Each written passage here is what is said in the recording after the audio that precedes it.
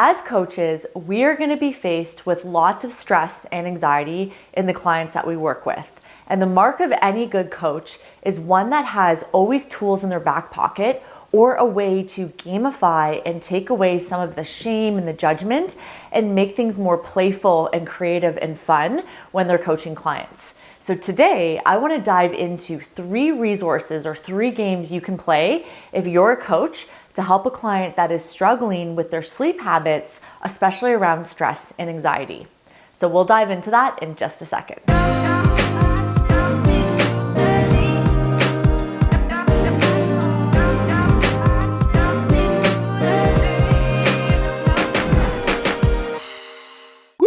Well, hi, my name's Jen Broxterman, and I am a Canadian registered dietitian and founder of a nutrition certification company called Prosper Nutrition Coaching.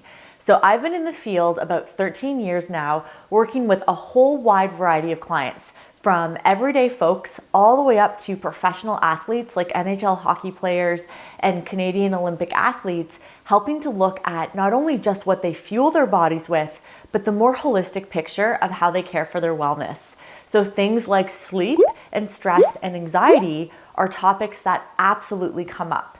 And one of the things that I think is one of the sweetest compliments my clients tend to give me is how I can help them always find a tool or a resource to help them get unstuck. And one of my favorite love languages as a health coach is to speak in analogies or metaphors. So what I wanted to do for you guys today was give you 3 of my favorite games that I love to use with my own athletes and my own clients to help them get a better night's sleep, especially for those athletes or those clients that have a very ruminating mind and they're battling a lot of stress and anxiety before they go to bed. So the very first principle I want to teach is we're going to nerd out together on the science of something called allostatic load. But then what I'm going to do is give you a much more practical way to go and teach this to your own clients that you worked with. So what the heck is allostatic load? Kind of raise your hand if you're on the other side and you've heard of this concept before. Also, totally okay if you're not sure what I'm talking about. Well, allostatic load is the cumulative buildup of all the different stressors that are in our lives. So that can come from a wide variety of areas. For example, we might have physical stressors. So if you have a client or an athlete that's doing a lot of physical demanding with their training, so lifting heavy weights, maybe they're a competitive athlete, they might have a really strenuous job like a construction worker or a first responder. That all contributes to our physical stress. We might have environmental pollutions, right? Smog and pollution and low or poor air quality. We might have, lifestyle stress, like really demanding jobs, deadlines. We might be taking in a lot of emotional stress through, conflict in our relationships or social media and comparison or political fighting online. We might live in an unsafe environment, so emotional or domestic abuse. There's other forms of stress, like just our mental health. So some people have a predisposition to a little bit more emotional turmoil. They might be battling depression or have a genetic predisposition to anxiety or disordered eating. So as a coach, one of the things we have to be aware of is that stress stacks. It's not just any one factor like a crazy work schedule or a demanding family life. Now, allostatic load, in my coaching metaphor, is we're going to bring in the idea of a bucket. So why the heck am I holding this good old tin pail bucket? Well, genetically, different people are born with sort of a different genetic carrying capacity for how much stress they can handle with resiliency. And some people have nice big buckets. Some people, unfortunately, are born with a little bit smaller buckets. And then there's that little bit of an argument around nature versus nurture. And I think both come into play in that what we're faced with through life, how we build resiliency through the challenges and obstacles that we're up against, can increase our stress carrying capacity. But like any bucket, there is a limit to how much we can hold. So if I were to sort of have an unrealistic expectation that my bucket is always going to be empty and I'll never have any stress inside of it, well, that's a really unrealistic depiction. And as coaches, that's not going to necessarily be a healthy way for us to communicate stress management to our clients. And I'm going to pause for one quick second and go grab a book off my bookshelf because I want to talk about one of the books that really changed my language when I started to coach clients about that. So give me 1 second and I'll be right back. The book I just wanted to go grab from my professional bookshelf is written by a Stanford University researcher named Kelly McGonigal, and her book is called The Upside of Stress. Why do I bring this book to you as coaches and those in the audience? Well, what she really did a great job was looking at how stress can actually make us better. And by talking about stress as this awful toxic thing, it is an incorrect message to give that also changes a client's biology and their response. So what she actually found and what she researched is that stress is correlated with meaning. So let me say that again. That's a really important point. Stress is correlated with meaning. It means that the more meaning we have in our lives, often the more stress that's going to come along with it. So a couple of prime examples. If you have a job that you're passionate about, you really care about the results you're getting, doing the best job you can for the people that you serve and help, you're going to have a little bit more stress because you actually care about what you're doing and the impact that you're making. If you have a job that you go into and you could care less how well you perform or what the outcome is, you're going to have less stress, but there's a lot less meaning associated with it. If you're a parent, any parent can relate, the significance of keeping that little one alive and well and healthy, that they feel loved, that they're growing and developing in a nurturing environment. So a ton of love, but a ton of extra stress because there's so much meaning associated with it. So what I love about her book is she doesn't talk about trying to get all stress to go away and that stress is this toxic, awful thing. She talks about now interpreting stress in terms of our meaning and what stress is still meaningful that we want to stick around, but what stress have we taken on that doesn't carry a lot of positive meaning that we can maybe shed or let go. And that's what I'm going to get into in the stress bucket metaphor. Okay, so back to our bucket. So if we now know that stress equals meaning, and the more meaning we have in our lives that's positive, the more stress we're going to carry, now I want to go into the visual representation of allostatic load. So this tap is going to represent all the different sources of stressors that we have. And then we're going to get bailers or things that are going to scoop some water out of our bucket. So if I go do a workout and really lift heavy at the gym, there's some stress that went into my bucket. If I have a long, demanding workday in front of me and I really care about the job I'm going to do with my clients, okay, I care a lot about my job. We'll let the water run. If I have a family member that maybe has a health concern and I'm really worried about their well-being, I want them to be well, I want them to be around for a long time, maybe they've been sick for a while and I've been carrying that stress emotionally, our water goes on again. Maybe I got cut off in traffic and I'm late for work or whatever the case might be. More stress. Then if I have a fight at the end of the day with my partner over, something trivial, but I let it blow up, the water stays on again. And again, I still have a fairly resilient bucket, so I can walk around and physically carry this load. But when the tap stays on and on and on,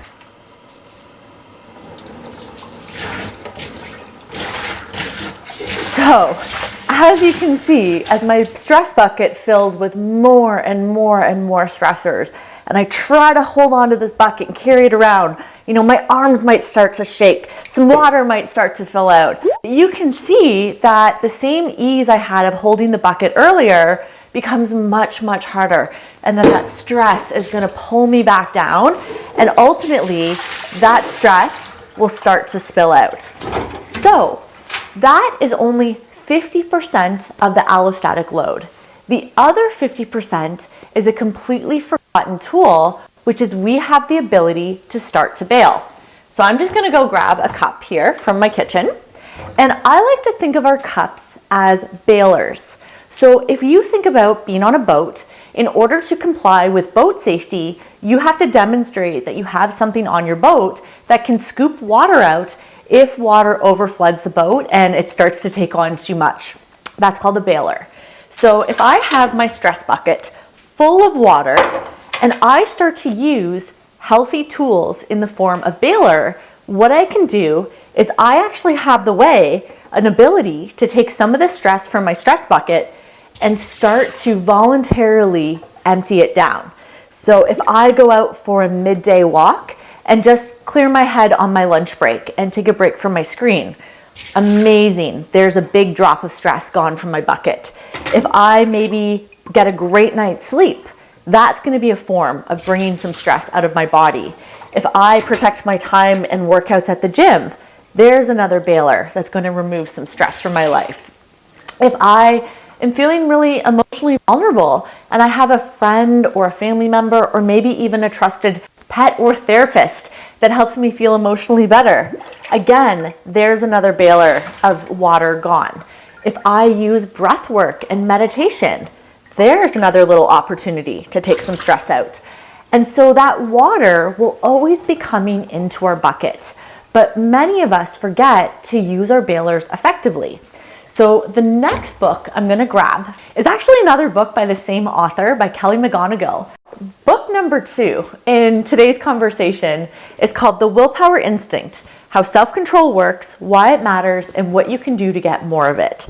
And what I really appreciate about Kelly McGonigal, as I said, she's a researcher at Stanford University, is she likes to be very practical about the science that she's learning about and then the application to everyday lives. So the passage I'm going to read is called Willpower Experiment: Try a Stress Relieving Strategy That Works. While many of the most popular stress relieving strategies fail to make us feel better, some strategies really work. According to the American Psychological Association, the most effective stress relieving strategies are exercising or playing sports, praying or attending a religious service, reading, listening to music, spending time with family or friends, getting a massage, cuddling with our pets, going outside for a walk, meditating or doing yoga, and spending times in a creative hobby. So like drawing, painting, quilting, crafts, things like that. Now what's interesting is that the least effective strategies are gambling, shopping, smoking, drinking, stress eating, playing video games, surfing the internet, and watching TV or movies for more than 2 hours. Now what's the main difference between the strategies that work and the strategies that don't? Well, rather than releasing dopamine and relying on the promise of reward, the real stress relievers boost mood-enhancing brain chemicals like serotonin and GABA, G-A-B-A, as well as the feel-good hormone oxytocin. They also help shut down the brain's stress response, reduce stress hormones in the body, and induce the healing relaxation response. But because they aren't exciting like the dopamine releasers, we tend to underestimate how good they will make us feel. And so we forget about these strategies, not because they don't work, but because when we're stressed, our brains persistently mispredict what will make us happy. This means we often talk ourselves out of doing the very things that will actually make us feel better. So the next time you're feeling stressed and about to reach for the promise of relief, try considering a more effective stress reliever instead. So if you at all have a chance to read either The Upside of Stress or The Willpower Instinct, they are amazing books to add to your library as a coach, especially when it comes to anxiety, stress, and getting a great night's sleep. So now that we have this whole concept of allostatic load in the bucket mapped out, and I actually highly recommend you have, if you're able to, a prop bucket in your office, especially if you're a coach. And then later we're going to talk about a sense of control. What faucets can we turn down or off? For instance, maybe you don't need to do doomsday scrolling before you go to bed and expose yourself to a whole bunch of negative news. That's maybe a faucet that doesn't need to be on at all. But maybe work stress, it's not like you're going to quit your job and you've got all the money in the world to retire on the beach. Maybe that faucet does need to stay on, but you might have to work on healthy boundaries about leaving work on time. On the stress reliever side, we got into the concept of understanding what scientifically acts as a good bailer. So the next coaching resource I want to share with all of you is the idea of the toolbox. Now, many of you coaches I know love the metaphor of being able to give your clients a toolbox of skills and mindset and self-talk practices that allow them to follow through and be consistent with those health behaviors that they want. And so, like many of you, I'm no different in that I love to design handouts and resources and games for my clients. But I had a really interesting breakthrough happen during the pandemic, thanks to one of my clients that had type 1 diabetes. And I made this really interesting connection that completely changed the way I talk about stress with all of my clients. So how does diabetes play into stress and anxiety and getting to bed? Well, first and foremost, one of the things that we were chatting about is they were in their 20s and they were recently diagnosed with type 1 diabetes, and this was all very new to them. So I was educating this individual on recognizing the symptoms of starting to have their blood sugar go really low and what to do if they're starting to go hypoglycemic so they don't pass out and hit their head and get a concussion. And so in diabetes management, so I'm a dietitian, I can do medical nutrition therapy, but one of the things we do is we get someone who's going low to get a quick source of sugar in their body to get about 15 grams of carbohydrate just to elevate their blood sugars. And then once their blood sugars are elevated, then within the hour, we do a follow-up meal or snack that's balanced and has all the different macronutrients. So we want to make sure that it's rich in protein and fiber and fat because those are going to be slow digesting. We want a really slow source of carbohydrate that will release glucose really slowly in the bloodstream. And we want them to be balanced in their eating. Now, if I had this individual with type 1 diabetes who was about to pass out and hit their head, there's no way I could ask them to go to their kitchen and prepare a meal from scratch while they're shaky and dizzy and about to faint. And so what I realized in that moment is a lot of the bailers from a stress-reducing activity are like asking someone to go to the kitchen and cook a healthy meal from scratch. So we know that stress reduction comes from things like going out for hikes and prayer or meditation, doing our breath work, getting a good night's sleep. But when someone is right on the edge and their bucket is shaking full of water and it's spilling over the top, and as many people experienced in the pandemic, they were stretched to the very edge of their allostatic load, their stress carrying capacity, those great suggestions were falling on deaf ears. I mean, show of hands, can you relate? If you've given your clients great stress relieving techniques and tools, and then at their worst, those tools are nowhere to be found. Your clients aren't using them. I know for me as a coach, I was really seeing that happening. And so what I started to do is I was like, what's the equivalent of the 15 grams of carbohydrate? What is the fast win from a stress or an anxiety reduction standpoint that can maybe help someone who's ruminating get to sleep, who's someone late at night is really, really stressed and is going to dive into a bag of potato chips or cookies? What pulls them back from that edge? Because I can't send them out for a hike at 10 o'clock at night. I know they're not going to choose that tool. And so it dawned on me to break it into different categories, and I called it the top drawer and the deeper layer. So if you think about a construction workbox or toolbox, we have our top tray of favorite tools that are easy to grab, and then we've got that deeper layer of a toolbox where some of the less used tools maybe lie, but all the tools are still valuable for the job to be done. So in the top shelf, what I decided to do was break it up into, well, what do you think you need in this moment? And my favorite coaching question, if you want to steal this, is called, what's the unmet need? So if you're noticing that you have this stress reduction technique of using a self-soothing method, maybe you're trying to numb out with food or alcohol or Instagram scrolling or whatever the case may be, first ask yourself with curiosity, kindness, and honesty, what do I think is the unmet need right now? And so what I did to help my clients is I divided the unmet need into 3 categories in the top drawer. So unmet need number 1 is, do I just need to breathe and calm myself down? Category number 2 is, do I actually just need some physical movement? Do I need to move? I've been sitting, I'm antsy, I'm anxious, and movement is actually what my body's craving. Or unmet need number 3 is, do I feel like everything is crazy and out of control? And what I'm actually desiring is this sense of order and calmness. So for the 15 grams of carbohydrate, that's our sort of metaphor nutrition equivalent here. For breathe and calm, I give 3 tools in the top drawer. Is it to just take 3 slow, calming deep breaths? And you can even close your eyes right now and I'll count it out with you. Just see how that feels right now. So breathe in and breathe out. Breathe in, breathe out. Last one. Breathe in, breathe out. Right? 20, 30 seconds max. It's free. You don't need any equipment. But even in that moment, can you feel a little bit different just with taking those 3 breaths to center yourself and calm yourself down? If you want to go a little bit longer, another option from the breathe category is to try a sequence of box breathing.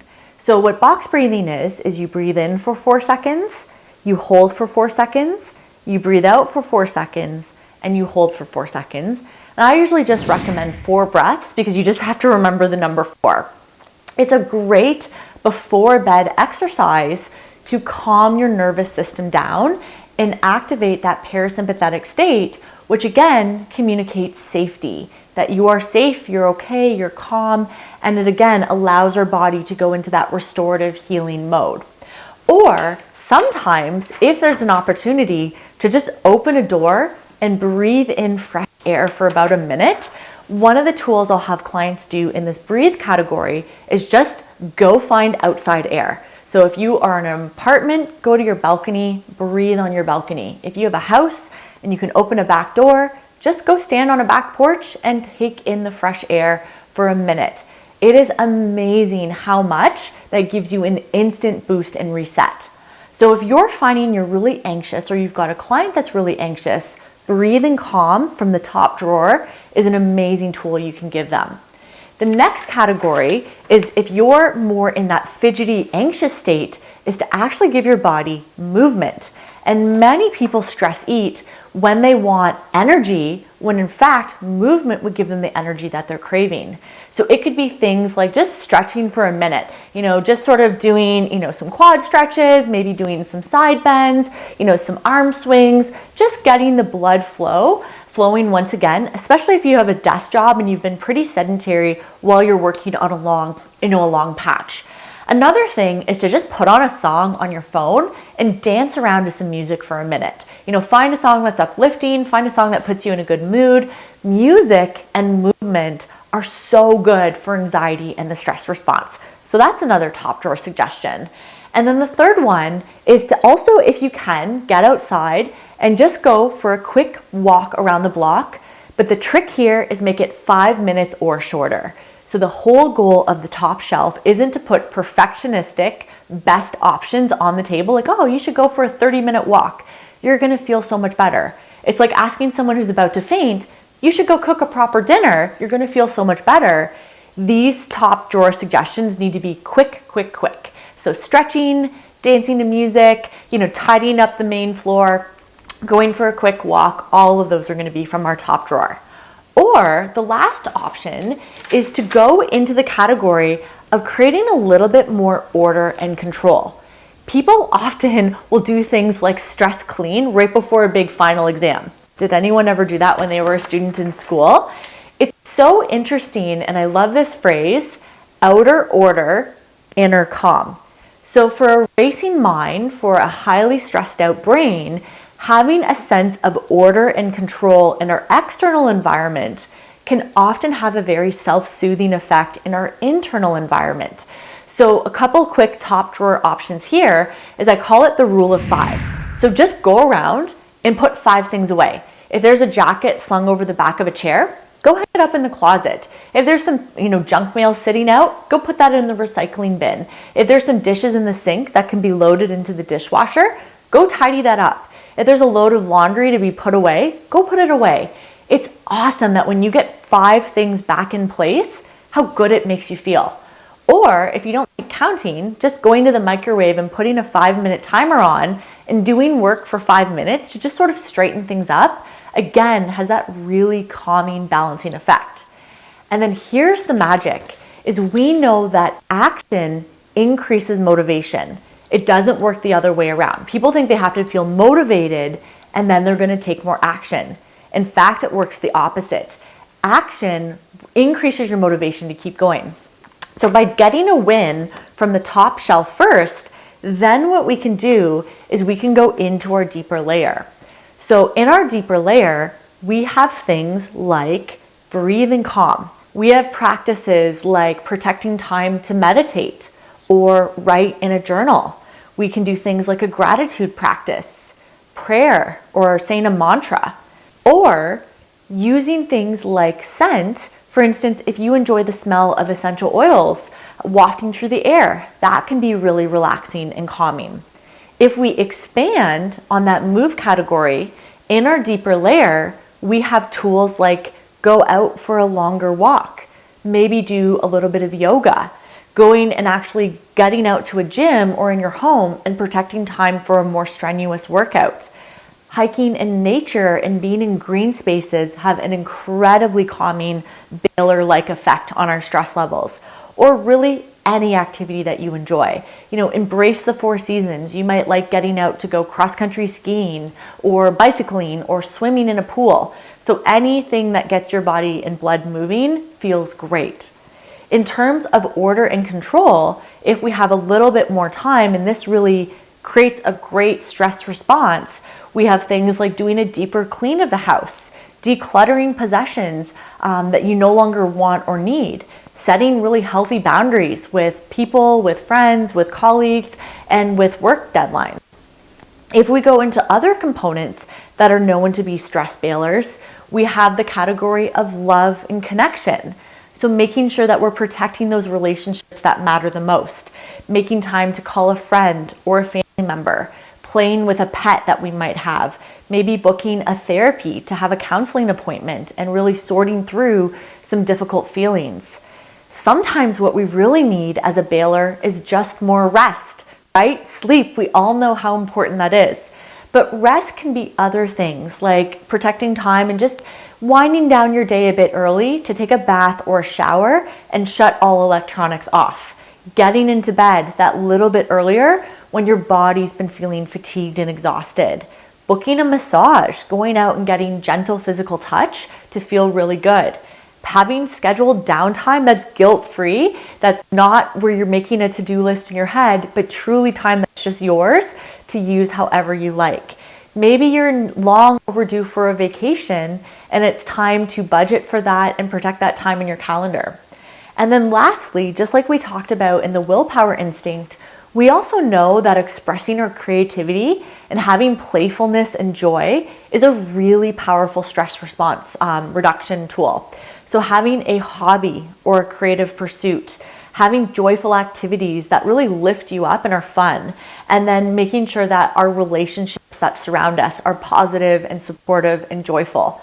So what I find is that by asking clients to think about it as treat the symptom really quickly. If you're right at that edge of anxiety, you're right at that edge of high stress and you can't fall asleep, or you're about to pour that glass of wine or stress eat, or go into some other self-soothing behavior where you would prefer that you pulled a more supportive tool out of your box, we want to start with this top shelf because those create action, and then again, action creates more motivation, and then we can pull further from the bottom tray.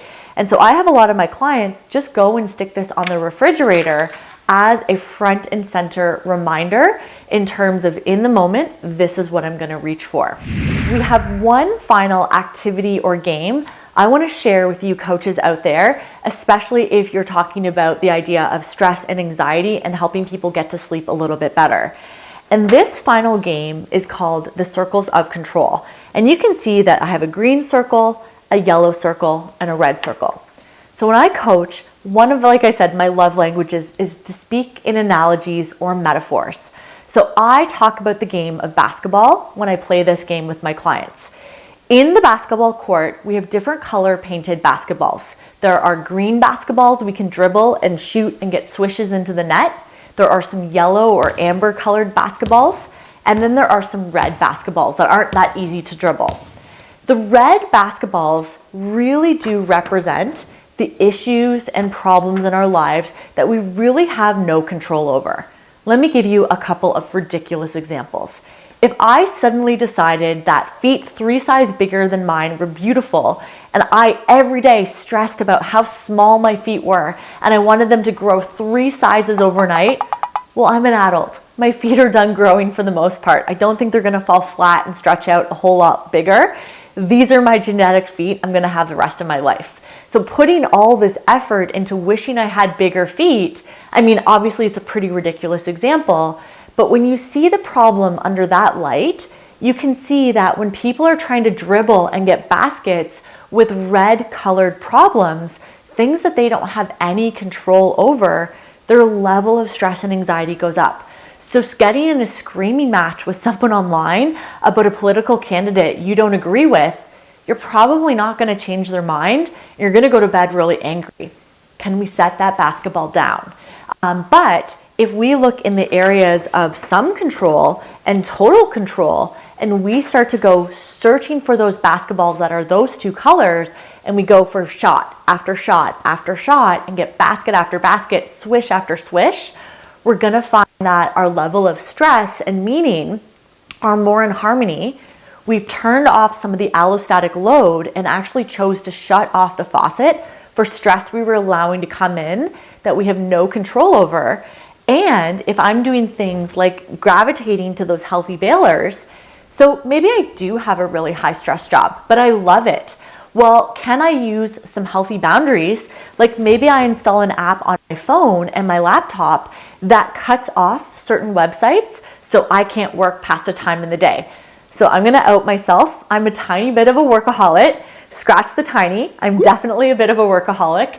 And so one of my favorite tools, because I was constantly working too late at night and having trouble getting to bed, is I installed an app called Freedom onto my phone and onto my laptop. So what it does is it will block certain websites at different points in the day that I've set up.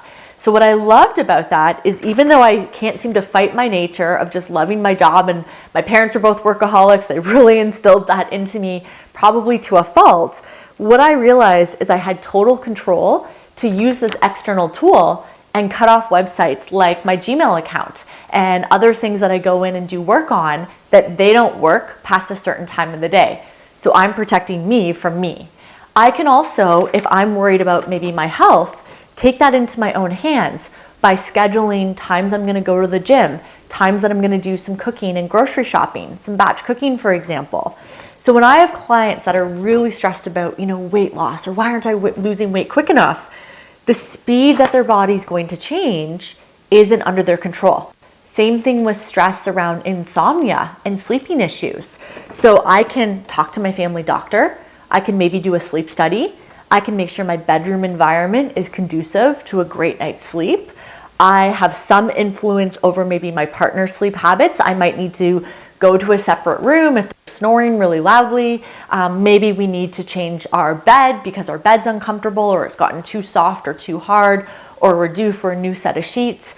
So by looking at the problem a little more objectively and just permission to set down those basketballs that are red.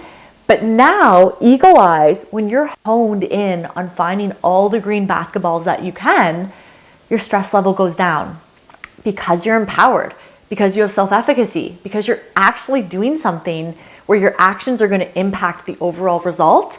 That also changes the water that we're carrying in our allostatic load. So for you coaches out there, I hope that this was helpful to have a few games and activities to share with your clients. Again, to summarize, we can first teach them this idea of allostatic load.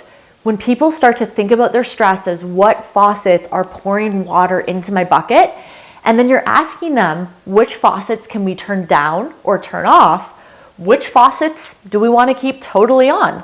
Like, I love intensive strength training. That puts a lot of stress on my body, But with good sleep and good nutrition, that's a stressor I don't want to take out of my bucket. But doomsday scrolling before bed, nah, I'll pass. Not a stressor I want to add any more liquid to the load that I'm carrying. So that's tool number one, is to know what your stressors are coming in, but then working with your bailers, what is actually scientifically proven to pull stress out of that bucket. And that's where we go to resource number 2. That was the Toolbox resource where we talked about the top shelf and the deeper layer. And if it helps you to think of it like I had that realization with my client that had type 1 diabetes, asking someone to do a deeper layer stress reducing strategy when they're right on the brink of their stress carrying capacity, they can't cook that meal. It's not going to happen. So we need to actually shrink the step and give them a much more manageable bite-sized tool to get action into motivation. And with the action and the ball rolling, then what they can do is go and reach for that deeper layer. And then the final tool I left you guys with today is the idea of the circles of control. So many of us carry problems and the weight of the world on our shoulders, but really if we were to objectively analyze the color of that problem, it's a red. There's not a whole lot we're going to be able to do to make that problem go away or to fix it. So we want to divert all of our time, energy, and effort into the yellow, things that we have some influence, but especially honing in on those green basketballs. And swish, swish, swish. The more that you can go after those problems, be solution-oriented in your thinking, apply your tools to the things that you have total control over, the better your stress response will be and the better sleep you're going to get at the end of the day. So if you're a coach and you're interested in nutrition coaching, holistic, very wellness-based coaching, and lots of activities and games, so what I do as a dietitian is I have a certification called Prosper Nutrition Coaching, and I help coaches just like you all over the world take their great knowledge and become even more client-centered. So we really focus in Prosper on gamification, motivational interviewing, and really meeting the client where they're at and having tools and resources to help shape their behavior and come at it from a behavior change perspective of getting better with our food habits. But as you can see, I talk so much more than just about food with my clients. We really do mostly holistic-based coaching around nutrition, exercise, sleep, stress, recovery, and mindset. So this is more of a masterclass type of coaching certification.